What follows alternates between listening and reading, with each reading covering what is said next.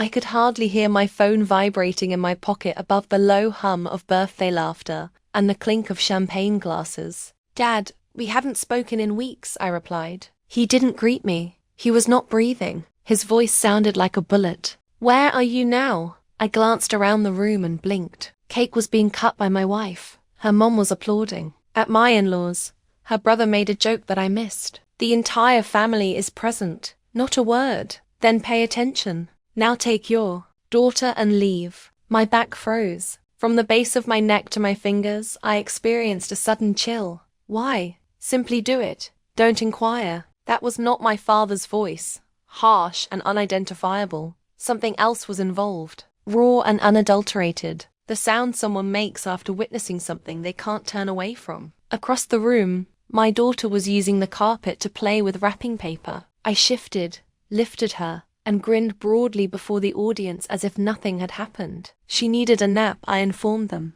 I acted without waiting for approval. I left via the front door and entered the sun, the quiet, and the unwinding. Before I could ask him why, we waited in the car for an hour. Without saying anything else, he told me to come to his apartment. Unaware that an unseen barrier had been created between us, my daughter napped in the backseat. He handed me a flash drive when I got there without saying anything. Just that icy expression I remembered from my youth, with no explanation. He wore it to his mother's burial. The statement that some things are too heavy to carry with language. I brought it home and turned it on. My wife and her brother were there, along with pictures. Her hands lingered in inappropriate places. Where they lead, her eyes blazed. The video for the last one was taken 3 nights ago. Despite my stomach turning, I remained motionless and did not weep. I saw it through to the end. The celebration, the candles, the toast she made, expressing gratitude to her devoted and affectionate spouse, and the subsequent kiss, not for me. That night,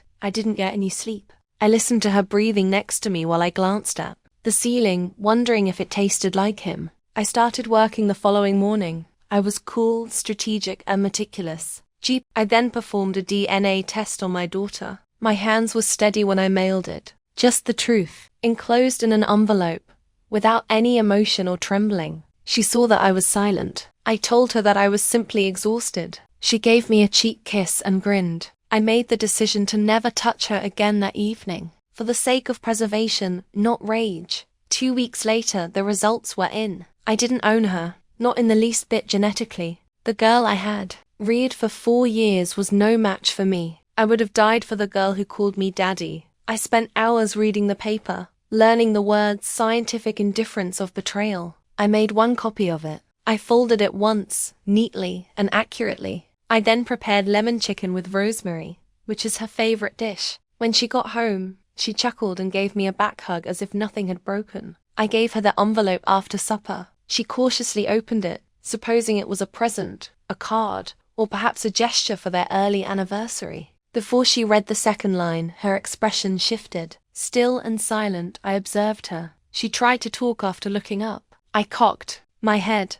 I said in a flat voice, "Say it." Only tears came. After waiting and receiving neither an explanation nor an apology, I got up and left the room. I didn't turn around, but she did follow. I presented her family the paternity report, the videos, the pictures, and the proof 2 days later. I said very little. I didn't have to. I allowed them to see her fall apart in front of her former admirers. Her mom broke down in tears. Her dad was still. Her brother failed to appear. As soon as I had challenged her, he had left the city. First, to flee are always cowards. I refrained from screaming. I made no accusations. "You all should know the truth," I said simply. "My family isn't here." After that, I departed. I requested custody before she could recite my name or act as though anything could ever be the same again. Not of my peace, not of the child. She made an effort to connect. Letters, calls, and messages. Since forgiving isn't always honorable, I didn't read them. Sometimes we just tell ourselves this lie to get out of doing what we have to do.